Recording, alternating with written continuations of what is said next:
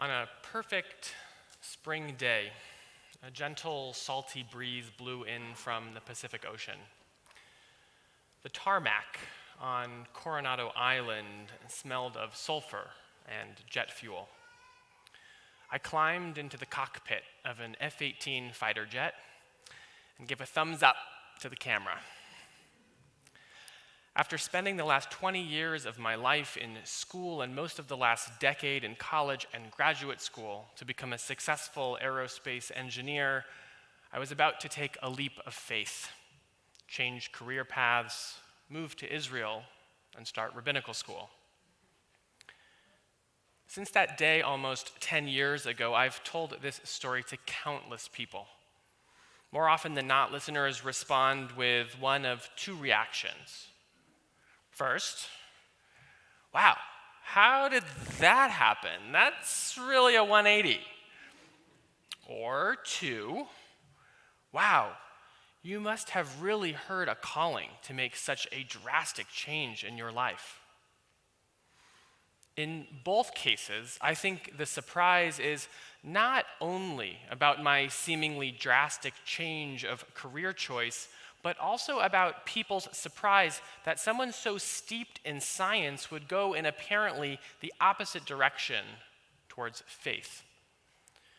On the surface, these reactions seem to point towards a dichotomy between faith and science, like the two were water and oil, near impossible to mix. But I think Emma, my wife, captures it best when she says to me, "You have so many degrees, so many options, and you chose to become a rabbi?" For her, and I think ultimately for many, the surprise at my decision to become a rabbi might be about the seeming divide between religion and science, but that disconnect is rooted in a larger dichotomy between education and faith.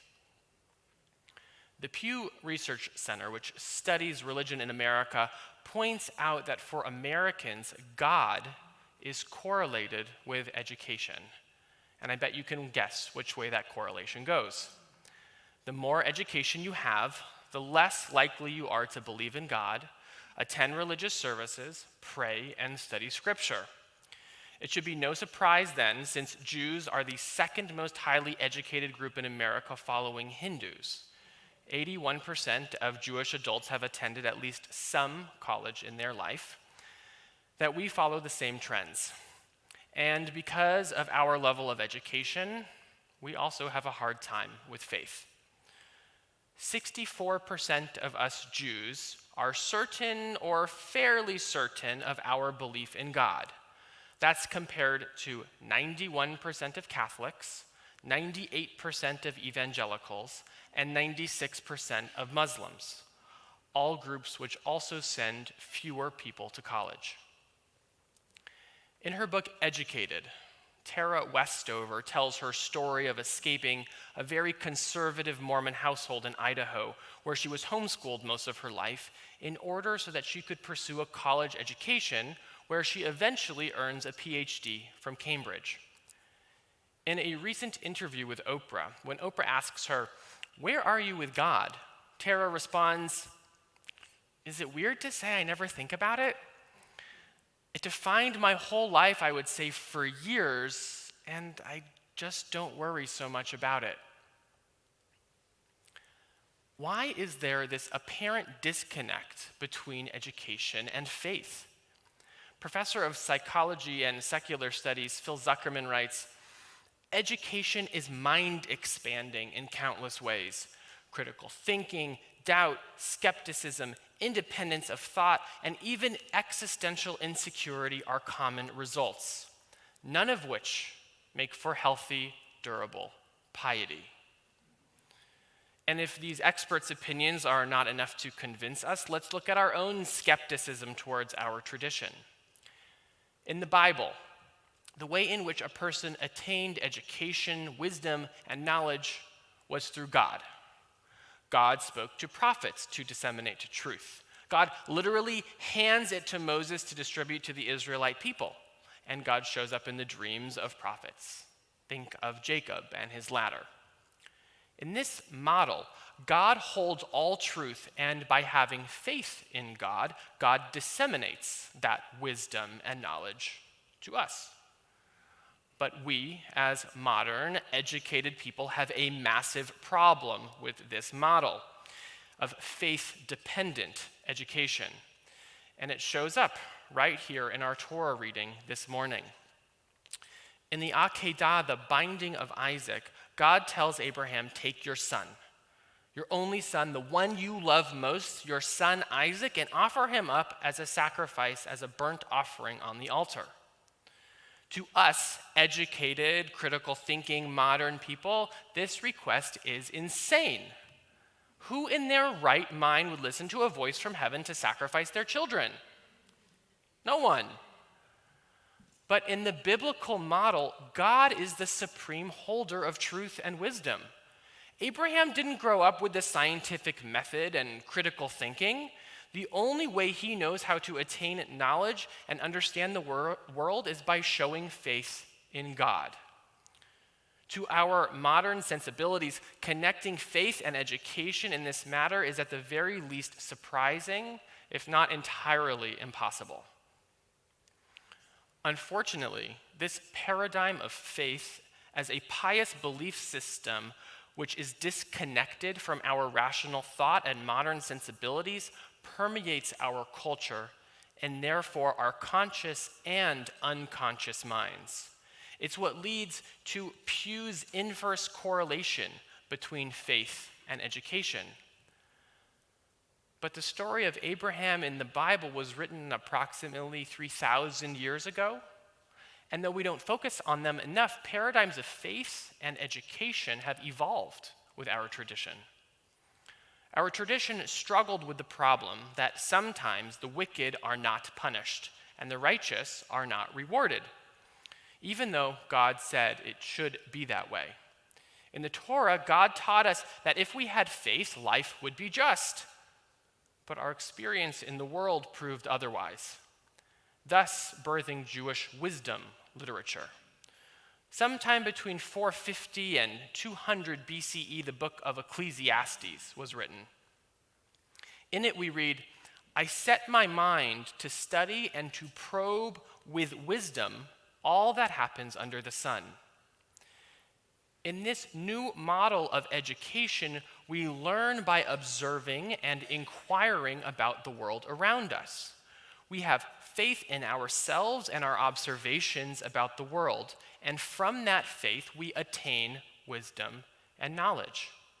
The center of faith shifts from God to ourselves and the world around us. We have faith that our experiences are true and that we can learn from them. For example, if I take a penny and drop it off the top of the Empire State Building, I have faith that it will fall to the ground with an acceleration of 9.8 meters per second. Sure, a physicist would say that's not faith, that's math. But I would argue back contending that we have faith that the math is always going to be correct, and our knowledge about the world is therefore rooted in that faith. The paradigm of knowledge rooted in our personal experiences from Jewish wisdom literature is still almost 2,500 years old. In the year 200 of the Common Era, when the rabbis codified the Mishnah, they offered yet another model of wisdom and faith. In Pirkei Avot, the rabbis ask, who is wise? The answer they give is different. One who learns from every person. In other words, each person might have a different experience of the world, and we have to have faith in them that their experience holds truth and wisdom. A person attains wisdom by having faith in and learning from others. This is why so many of us are drawn to people's stories, to Tara Westover's story of growing up in Idaho, to Ta-Nehisi Coates' experience of being a black man in America, to J.D. Vance's memoir of growing up in Appalachia. We have to have faith that these people are truthfully depicting their experience in life and we expand our minds and attain wisdom by learning from them. Our tradition then doesn't offer only one model which wrestles with the interconnection between education and faith, but three. We can have faith in God, faith in ourselves, and faith in others.